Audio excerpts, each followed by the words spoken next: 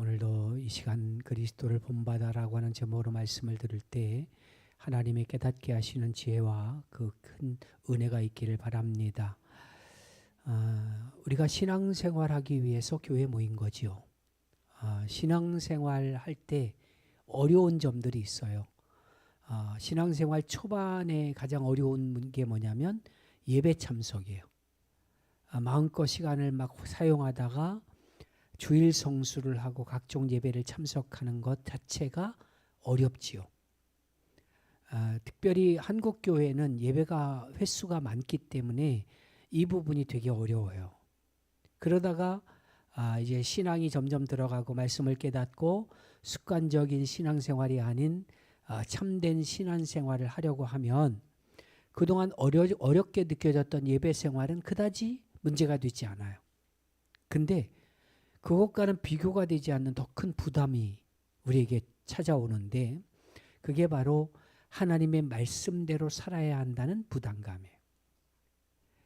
많은 사람들이 신앙생활을 그냥 교회에 나와서 예배드리는 정도로만 생각하지만 성경은 그렇게 말하지 않거든요. 우리가 교회에 나오는 이유는 뭐냐면 예배드리고 성경 공부하는 이유는 단 하나예요. 우리가 배운 말씀대로 살기 위해서. 근데 이렇게 사는 것이 결코 쉽지 않죠. 왜 그러냐면 우리 삶의 환경이 성경의 가르침과 너무 다르거든요. 많은 경우가 이 세상의 흐름과 성경의 가르침은 일치하지 않아요. 그래서 세상의 물결을 거스르며 산다는 것 자체가 어렵지요.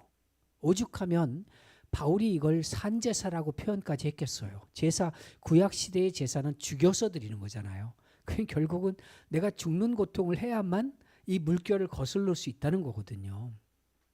근데 이게 아무리 어려워도 우리는 성경의 가르침을 따라서 살아야 되는 존재예요. 세상에서 힘들고 비록 손해볼지라도 성경이 가르치는 길을 따라서 가야죠. 그게 참된 신앙생활이니까 그래요. 근데 많은 사람이 여기서 무너져요. 교회와 세상의 경계에서 고민하다가 결국 교회와 세상에서 자신의 모습을 분리하기 시작하는 거예요. 세상에 나가면 세상 사람과 똑같이 살고 교회에 나오면 교회 성도로 사는 거예요. 교회는 교회고 세상은 세상이라는 거죠. 예배와 직장도 완전히 분리해버려요. 성경 공부를 실제 삶과 별개로 생각해버려요. 성경 공부는 성경 공부일 뿐이고 삶은 삶일 뿐이라는 거죠. 이런 사람들을 가르쳐서 성경적 표현을 빌려오면 살아있는 자 같으나 실상은 죽은 자가 바로 이런 사람들이에요. 외적인 모습을 보면 교회에 나오고 교인처럼 보이지만 불신자와 거의 다를 바 없죠. 이런 사람들이 모인 교회는 그 숫자가 아무리 많아도 10,000명이 넘어도 영향력이 없어요. 그들의 삶에는 어떤 변화도 없어요. 아까 오전에도 말씀드렸지만 예수 믿는다는 것 곧 변화를 상징하는 것, 의미하는 건데 변화가 없어요. 자신도 변하지 않고 물론 세상도 변화시킬 수 없습니다. 교회가 지금 이런 함정에 빠져 있는 거예요. 이 함정에서 지금 우리가 벗어나야 되는데 그래서 오늘 베드로 사도를 통해서 교회와 세상 사이에 갈등하는 그리스도인들에게 권면하고 있는 거예요. 베드로 사도는 세상의 물결을 거스르며 사는 것이 얼마나 힘든지 잘 알아요. 그래서 믿음을 지키려고 하다가 억울한 일을 당하고 부당한 일을 당할 때 특히 이 베드로서가 기록될 당시엔 더 심했어요. 그때 어떻게 행동해야 되는지 말씀을 통해서 우리에게 전해주는 건데 먼저 서론에서 연역법을 통해서 말하는데 17절 말씀이에요. 시작. 선을 행함으로 고난받는 것이 하나님의 뜻일진데 악을 행함으로 고난받는 것보다 나으니라. 자, 한 가지 질문을 던지면 우리가 세상 방법으로 살면 우리에게 고난이 없고 행복할까요? 절대 그렇지 않아요. 세상에서도요, 악하게 살면 고난이 와요. 세상이 아무리 타락했다고 해도요, 하나님께서 처음 사람을 창조하셨을 때 가졌던 하나님의 형상, 흔적이 남아있거든요. 그래서 대다수의 사람은 권선징악의 논리로 세상을 봐요. 선은 장려하고 악은 벌하는 거죠. 법도 이런 원칙에 따라서 제정돼요. 그래서 세상에서도요, 악을 행하면 반드시 고난을 받게 됩니다. 대가를 치른다는 얘기예요.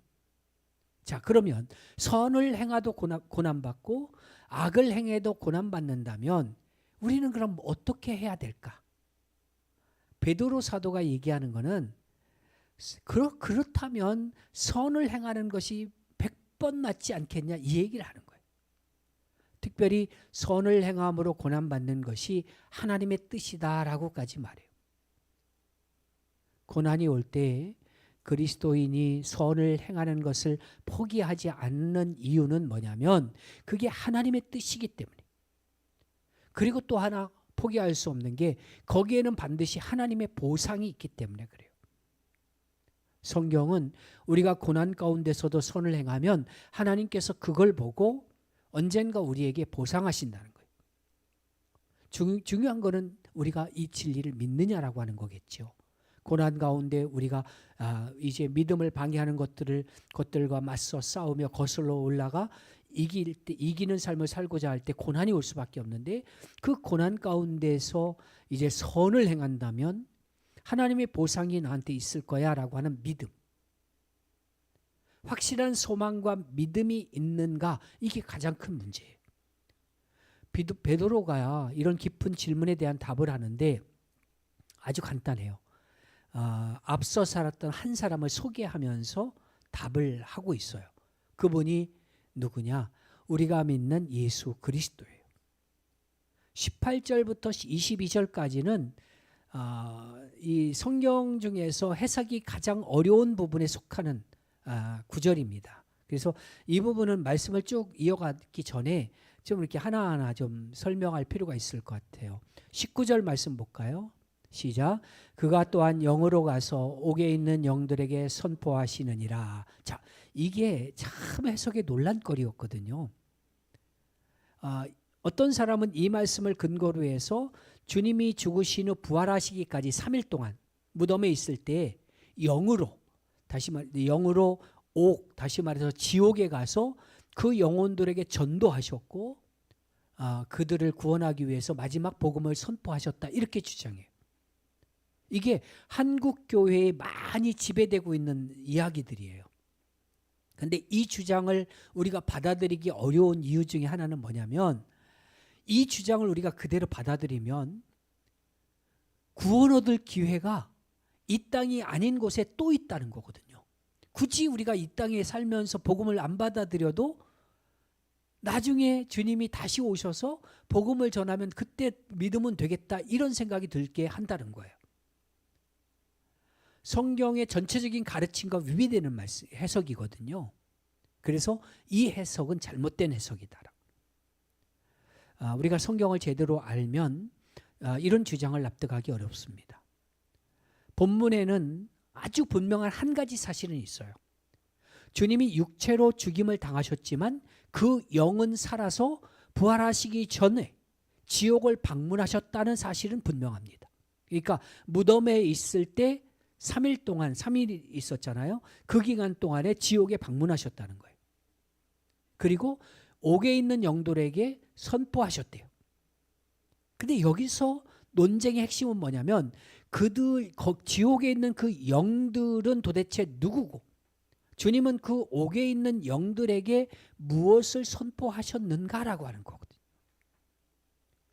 다소 어려운 부분인데 이 부분을 좀 이해하면 성경을 읽을 때 도움이 됩니다. 여기서 선포라고 하는 단어는요, 전도로 해석하면 안 돼요. 선언에 가까워요. 영어로 보면 프로클레임이라고 하는 단어를 쓰거든요. 공식적인 칙령을 선포한다라고 하는 뜻이에요. 사단이, 이 말씀은 이런 뜻인데, 사단이 예수님을 십자가에 못 박아서 죽임으로 모든 것이 끝났다고 생각했어요. 자기들이 이겼다고 생각했어요. 근데 놀랍게도요, 하나님은 예수님께서 죽으신 그 십자가를 통해서 승리하셨어요. 죄의 정죄를 이제 십자가에서 완전히 끝내고 승리하신 거예요. 그래서 예수님께서 십자가 위에서 사단과 죄의 권세를 이기시고 승리하신 이후에 영으로 지옥에 내려가서 지옥에 있는 영들에게 뭘 했느냐? 승리를 선포하신 거예요. 그러면 지옥에 있는 영들은 누구냐? 영들에 대해서 20절에서 이렇게 말해요. 시작. 그들은 전에 노아의 날 방주를 준비할 동안 하나님이 오래 참고 기다릴 때에 복종하지 아니하는 자들이라. 방주에서 물로 말미암아 구원을 얻은 자가 몇 명뿐이니 겨우 8명이라. 자, 노아의 방주 사건은 우리가 잘 알죠. 그 영들은 누구냐? 노아가 하나님의 심판이 올 때 심판에 대해서 막 외쳤는데 회개하지 않다가 죽었던 영혼들이에요. 그런데 어째서 유독 노아의 방주 때 죽은 영혼들에게 승리를 선포하셨을까? 여기에 대해서 또 학자들의 주장이 분분합니다. 굉장히 많은 주장과 논란이 있는 부분이거든요. 근데 이 많은 주장과 논란 중에서 종합해 보면 두 가지예요. 하나는 타락한 천사설이에요. 이 주장의 근거는 창세기 6장 1절로 4절에 나오는데 같이 읽어볼게요. 시작. 사람이 땅 위에 번성하기 시작할 때에 그들에게 딸들이 나서 하나님의 아들들이 사람의 딸들의 아름다움을 보고 자기들이 좋아하는 모든 여자를 아내로 삼는지라. 여호와께서 이르시되 나의 영이 영원히 사람과 함께하지 아니하리니 이는 그들이 육신이 됨이라. 그러나 그들의 날은 120년이 되리라 하시니라. 당시의 땅에는 네피림이 있었고 그 후에는 하나님의 아들들이 사람의 딸들에게로 들어와 자식을 낳았으니 그들은 용사라 고대의 명성이 있는 사람이었더라. 어떤 성서학자들은 이 창세기 6장 3절과 4절의 말씀이 타락한 천사가 사람과 결혼해서 아이를 낳았다라고 하는 뜻으로 주장을 해요.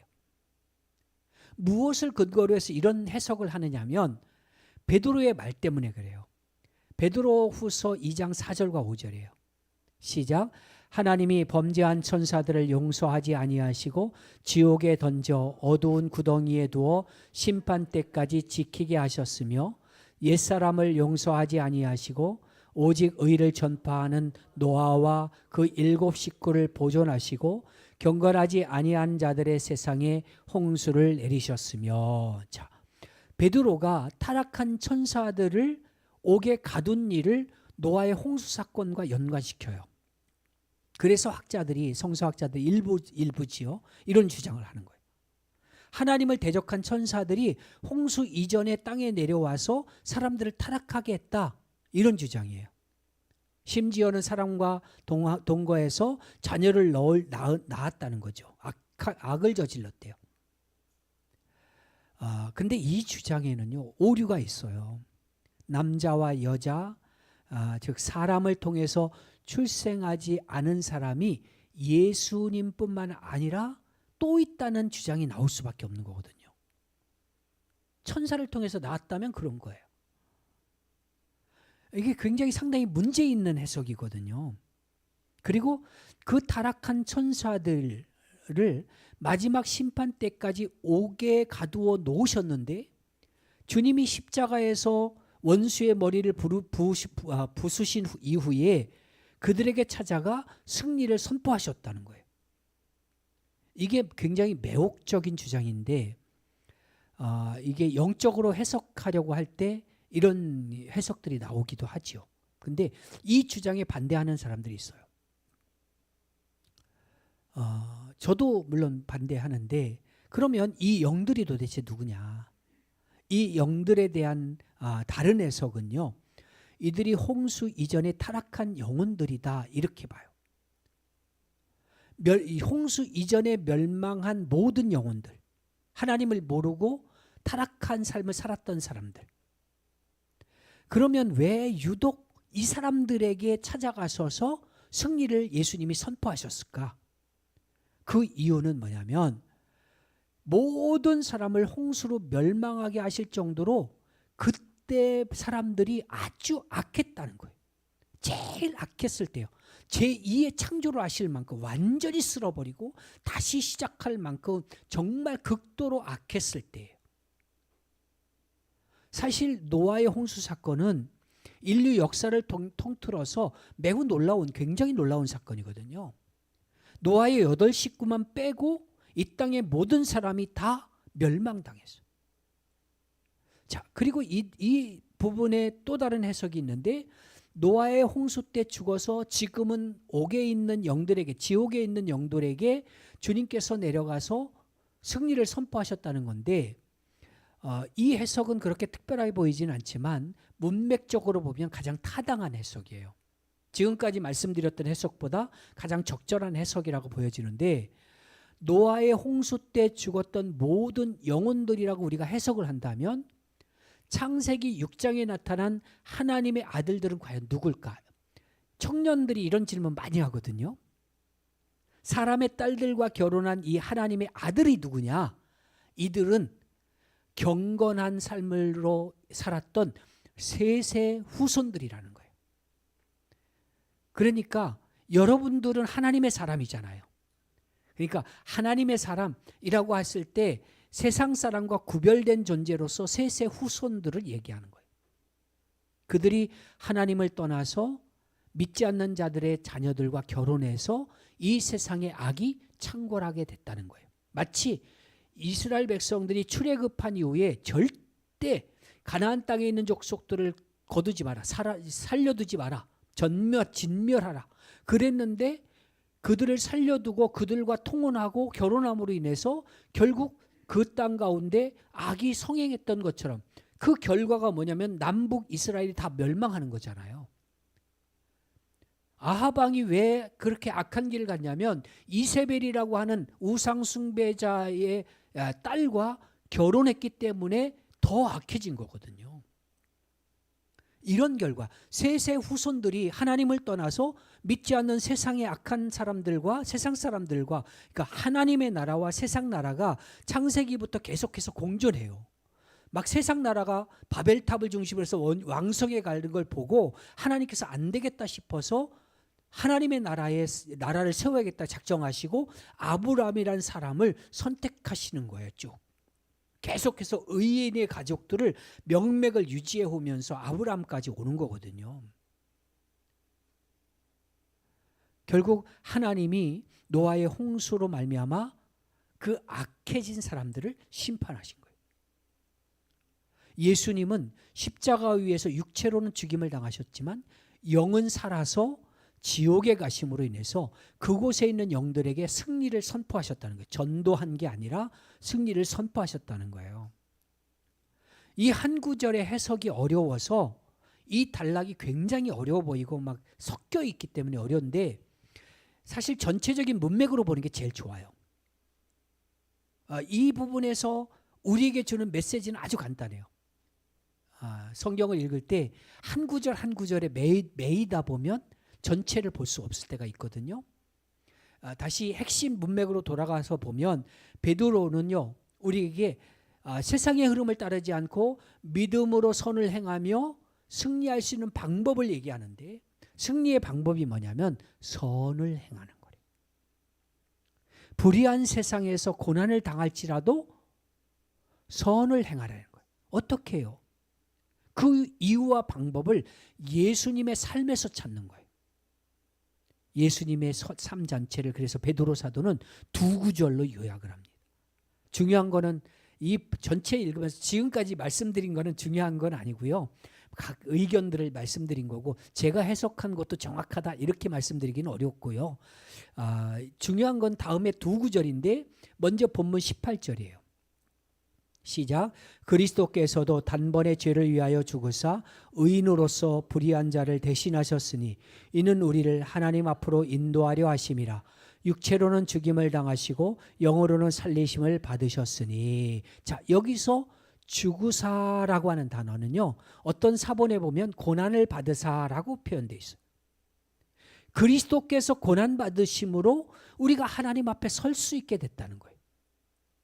주님의 고난은 세상의 눈으로 볼 때 실패처럼 보였지만 사실은 승리였다는 거예요. 이 승리는 놀랍게도 창세기 3장에서 아담과 하와가 범죄한 직후 바로 예언되었습니다. 창세기 3장 15절 볼게요. 시작.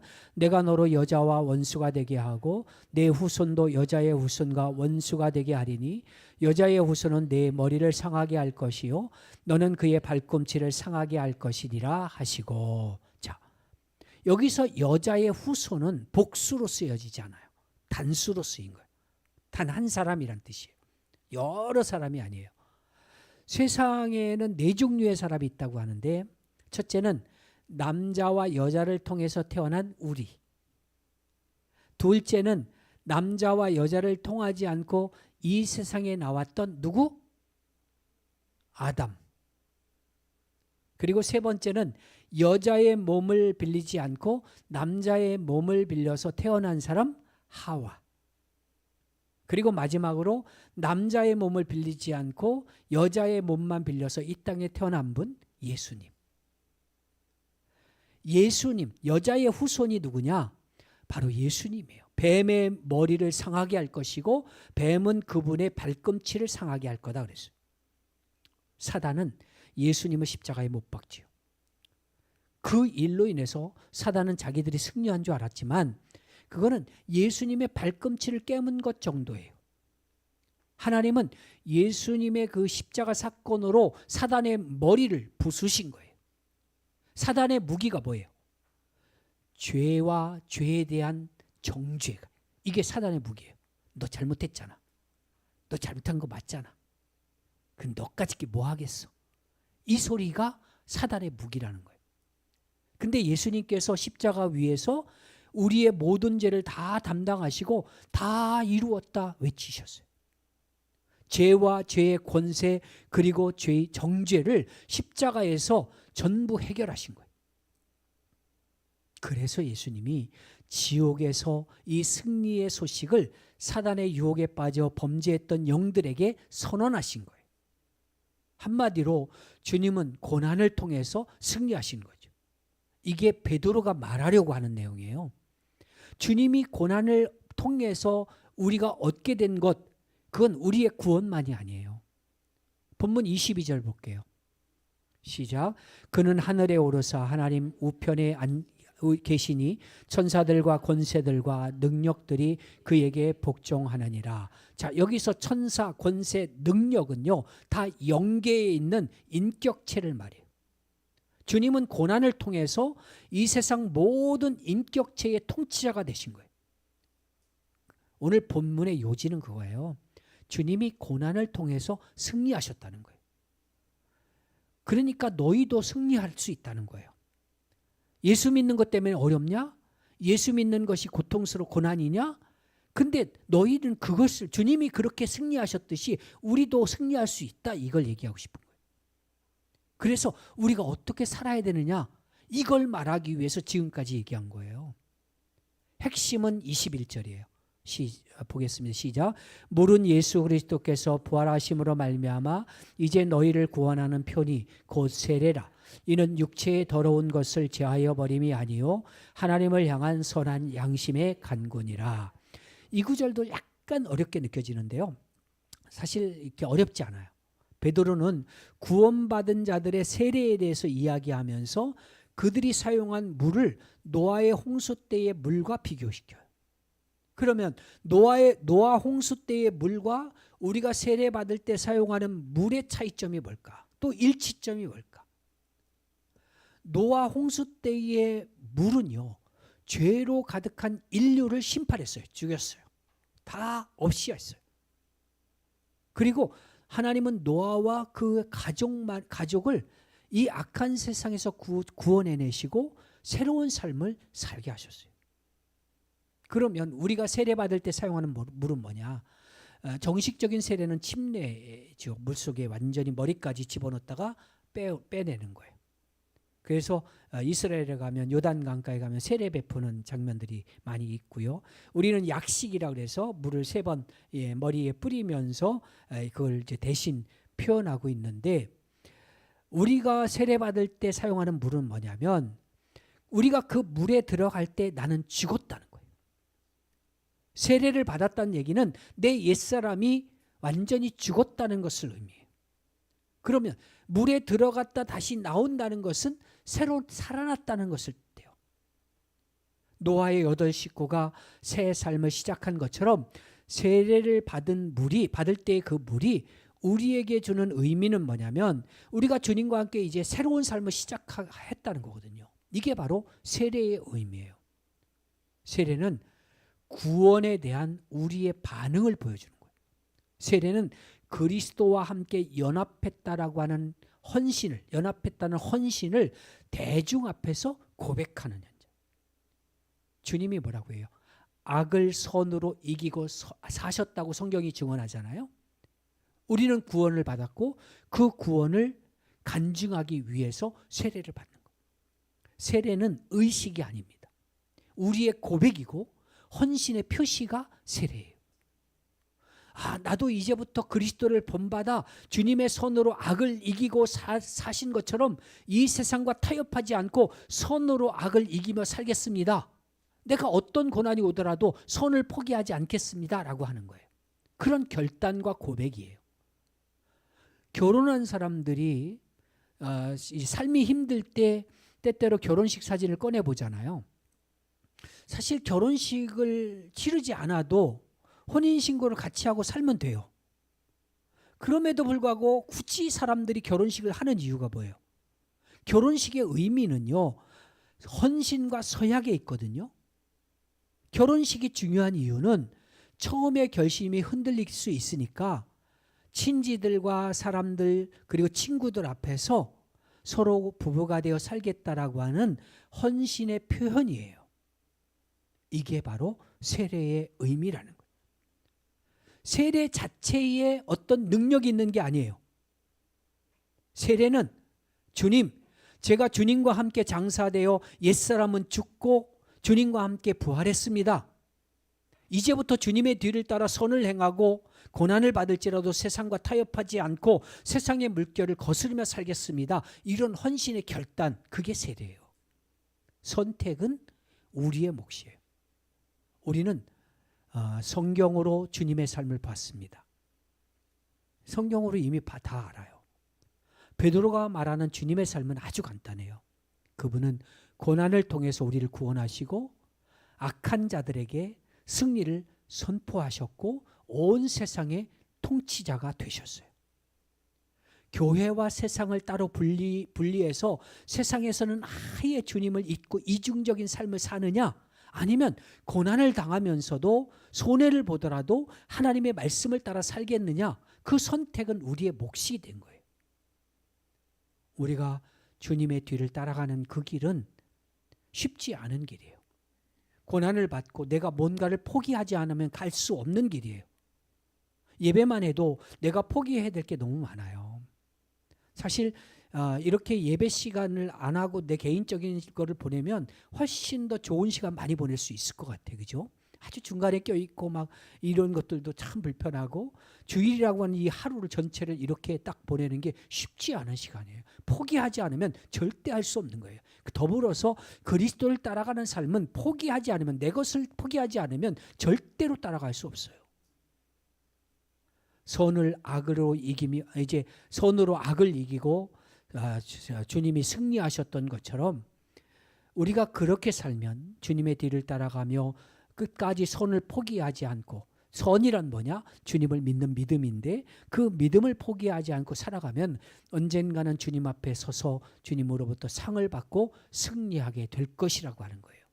이것이 오늘 베드로 사도가 저와 여러분에게 주시는 말씀이에요. 주님의 길을 따라가는 우리 모두가 되기를 바랍니다. 아멘.